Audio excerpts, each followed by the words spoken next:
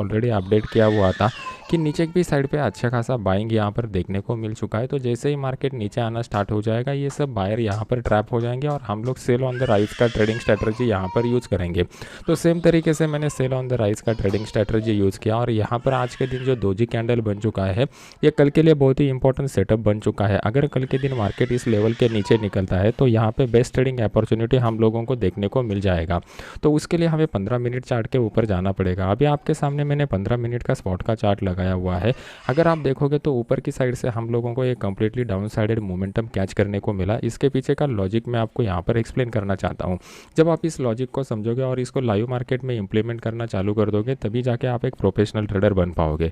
सबसे पहली बात, हम लोगों को पूरे दिन का मार्केट का मोमेंटम देखना पड़ेगा, तभी जाके हम लोग इसको समझ सकते हैं। यहाँ पर अगर आप देखोगे तो मार्केट ने एक अपसाइड का मोमेंटम दिखाया, फिर इस अपसाइड के मोमेंटम के बाद मार्केट ने डाउन साइड का एक अच्छा खासा मोमेंटम दिखाया और यहाँ पर अगर आप देखोगे तो मार्केट ने एक रेक्टेंगल पैटर्न बनाया हुआ था। इस रेक्टेंगल पैटर्न का मैंने फॉल्स ब्रेकआउट यहाँ पर आइडेंटिफाई किया और फिर इस ट्रेड को मैंने ले लिया। यहाँ पे अगर आप देखोगे तो ओपन इंटरेस्ट के डेटा में आपको क्लियर कट दिखाई दे रहे थे कि यहाँ पे रिटेल ट्रेडर के बाय के पोजीशन फंसे हुए हैं और यहाँ पर बड़े प्लेयर बड़े क्वांटिटी के साथ मार्केट में इंटर नहीं हो रहे हैं। जब तक आप मार्केट के साइकोलॉजी को रीड करना नहीं समझोगे, तब तक आप प्राइस एक्शन का बेनिफिट नहीं उठा सकते। साइकोलॉजी में आपको कौन से पॉइंट के ऊपर फोकस करना है? पहला फोकस आपको करना है कि यहाँ पर बिग प्लेयर के ऑर्डर आ चुके हैं क्या, और सेकंड प्लेयर यहाँ पर रिटेल ट्रेडर अगर फंस गए तो हम लोगों को कितना बेनिफिट यहाँ पे देखने को मिल सकता है। यहाँ पर मार्केट जो था वो बहुत टाइम के लिए कंसोलिडेट कर रहा था और कंसोलिडेशन का जो ब्रेकआउट मार्केट में दिया हुआ था, यहाँ पे ओपन इंटरेस्ट के डेटा में कुछ भी बड़ा चेंज नहीं आ रहा था, जो क्लियरली इंडिकेट कर रहा था कि यहाँ पर सिर्फ और सिर्फ रिटेल ट्रेडर की वजह से ये बाइंग हो चुका है।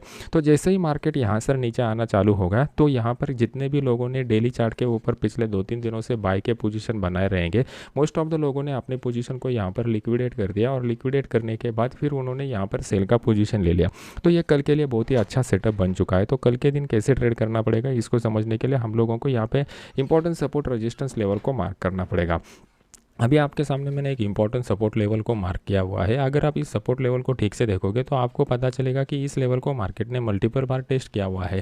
जो भी लेवल मल्टीपल बार टेस्ट होता है, चाहे वो सपोर्ट का हो चाहे वो रेजिस्टेंस का हो, वहाँ पे क्या हो जाता है, पहली बार मार्केट ने यहाँ पर टेस्ट किया, यहाँ पर फ्रेश बायर ने एंट्री ले लिया। दोबारा जब मार्केट यहाँ पर नीचे आ गया तो यहाँ पर जितने लोगों ने बाय किया हुआ था उसमें से हाई प्रोबेबिलिटी रहता है कि मान लो X% लोग यहाँ पर दोबारा बाय करने की कोशिश करते हैं।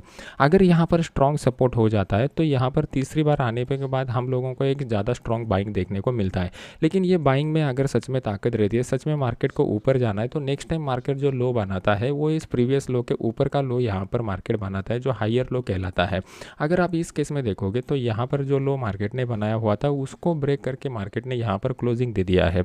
तो ये हमें क्लियर कट इंडिकेट करता है कि मार्केट में अच्छे खासे सेल के पोजीशन अभी भी बने हुए हैं।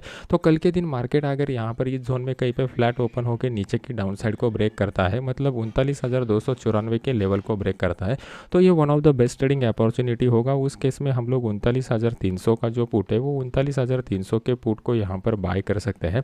इसमें हमारा स्टॉप लॉस जो निकल के आएगा, यहाँ पे जो भी कुछ स्विंग हाई मार्केट बनाएगा वो एज अ स्टॉप लॉस की तरह यूज़ करेंगे। नीचे की साइड में हमारा जो टारगेट निकल के आ रहा है वो टारगेट 39,000 के लेवल के करीब का निकल के आ रहा है। मतलब एक बड़ा टारगेट कल के दिन हम लोगों को देखने को मिल सकता है, क्योंकि यहाँ पर डेली चार्ट के ऊपर भी बायर ट्रैप हो चुके हैं और अगर आप इंट्राडे में 15 मिनट का चार्ट देखोगे तो यहाँ पर भी अच्छे क्वांटिटी के साथ बायर ट्रैप हो चुके हैं और मोस्ट ऑफ द बायर लोगों का स्टॉप लॉस इसी लेवल के नीचे रहेगा। तो यहाँ से हम लोगों को एक बड़ा फॉल देखने को मिल सकता है। आज के दिन का अगर आप मार्केट के मोमेंटम को ठीक से देखोगे तो आपको यहाँ पर क्लियर कर दिखाई दे रहा है कि आज के दिन मार्केट में क्या हुआ था। इनिशियली मार्केट ने एक अपसाइड का मोमेंटम दिखाया, फिर एक डाउन साइड का मोमेंटम दिखाया।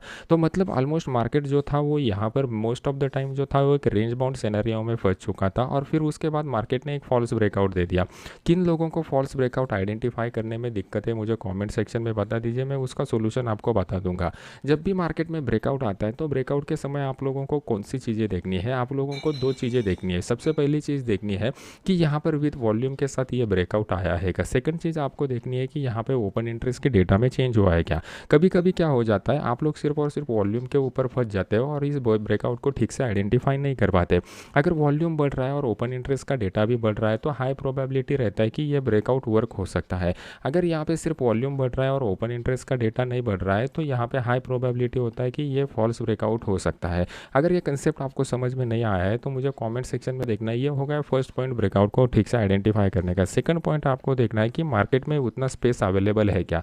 मान लो कि कौन से भी लेवल को मार्केट अगर ब्रेक करता है तो ब्रेक करने के बाद उसको ऊपर की साइड में उतना स्पेस अवेलेबल रहना चाहिए मूव करने के लिए। अगर आप यहाँ पर देखोगे तो इस ब्रेकआउट के बाद ऊपर की साइड में ये हमारा पहला रेजिस्टेंस लेवल आ रहा था, ये हमारा सेकंड रेजिस्टेंस लेवल आ रहा था। मतलब यहाँ पर ये दोनों रेजिस्टेंस लेवल के ऊपर हाई प्रोबेबिलिटी थी कि दोबारा मार्केट सेलर आ सकते हैं और उस तरीके का ओपन इंटरेस्ट का डेटा भी कंफर्मेशन दे रहा था। तो यहाँ पर बाय करने में कुछ भी पॉइंट नहीं था। ये सभी पॉइंट को अगर आप क्लब करोगे तभी जाके आप एक प्रोफेशनल ट्रेडर बन पाओगे, अदरवाइज आपका जो स्ट्रगल है वो स्ट्रगल कंटिन्यू रह सकता है। अभी मैंने आपको एक best trading opportunity bank Nifty में कल के दिन का बता दिया। सेकंड बेस्ट ट्रेडिंग अपॉर्चुनिटी कहाँ पे मिल सकता है, अगर कल के दिन मार्केट गैप अप के साथ ओपन हो जाता है और इस लेवल के करीब मतलब 39,650 के लेवल के करीब प्लस माइनस 20-25-30 पॉइंट आप पकड़ लेना। यहाँ पर ओपन होने के बाद यहाँ पर कोई शूटिंग स्टार जैसा कैंडल या इस तरीके का प्राइस एक्शन पैटर्न बनाता है तो उस केस में हम लोग 39,700 का जो पुट है वो 39,700 के पुट को यहाँ पर बाय कर सकते हैं। बाय करने के बाद हमारा स्टॉप लॉस कौन सा रहेगा, यहाँ पर जो भी कुछ स्विंग हाई बना रहेगा वो स्टॉप लॉस की तरह हम लोग यूज़ करेंगे और इसका टारगेट जो निकल के आ रहा है, जो क्लोजिंग प्राइस है वो हम लोग एज ए टारगेट की तरह यूज़ करेंगे। अभी इस ट्रेड के पीछे का लॉजिक मैं आपको यहाँ पर एक्सप्लेन करना चाहता हूँ। मार्केट में मैंने आपको पहले बता दिया कि डेली चार्ट के ऊपर अच्छे खासे बायर अभी भी ट्रैप हुए हैं, प्लस आज के दिन इंट्राडे में जो भी लोगों ने यहाँ पर बाय के पोजीशन बनाए रहेंगे तो उसमें से सभी बायर अभी तक निकले नहीं है। उसमें से कुछ बायर लोगों का स्टॉप लॉस इस लेवल के नीचे का रहेगा। अगर कल के दिन मार्केट ऊपर ओपन हो जाता है तो उनको एक राहत मिलेगी और वो अपने पोजीशन को कम से कम लॉस के साथ लिक्विडेट करने की कोशिश करेंगे। प्लस यहाँ पर जितने भी लोगों ने आज के दिन सेल के पोजीशन बनाए रहेंगे उसमें से ज़्यादातर लोग अभी भी सेल के पोजीशन को होल्ड किए हुए हैं। क्यों होल्ड किए हुए हैं, क्योंकि आज का जो क्लोजिंग हम लोगों को मिल चुका है वो क्लोज हम लोगों को लो के करीब का मिल चुका है। तो कल के दिन दोबारा मार्केट अगर इस लेवल के करीब ओपन हो जाएगा और यहाँ पे कुछ सेलिंग टाइप का सिनेरियो डेवलप हो जाएगा तो वो लोग फिर से अपने पोजीशन को ऐड कर सकते हैं सेलिंग के। तो इसकी वजह से एक सेलिंग का प्रेशर हम लोगों को देखने को मिलेगा जो मार्केट नीचे लेके आ सकता है। अगर ये साइकोप्टी में किस तरीके का सिनेरियो डेवलप हो चुका है और निफ्टी में कौन से लेवल के ऊपर हमें बेस्ट ट्रेडिंग अपॉर्चुनिटी मिलेगा। जो लोगों ने निफ्टी के वीडियो को मेरे कल के देखा रहेगा वो लोगों को मैं रिक्वेस्ट करूंगा कि आप वीडियो को पॉज कीजिए और वीडियो को पॉज करने के बाद मुझे बता दीजिए कि ये सिंगल कैंडल का इंटरप्रिटेशन क्या आ रहा है। तो आने वाले वीडियो में मैं आपको सहायता करूंगा कि ज़्यादा से ज़्यादा आप सिंगल कैंडल एनालिसिस कर पाए जो आपको आने वाले समय में एक अच्छा बेनिफिट दे सकता है।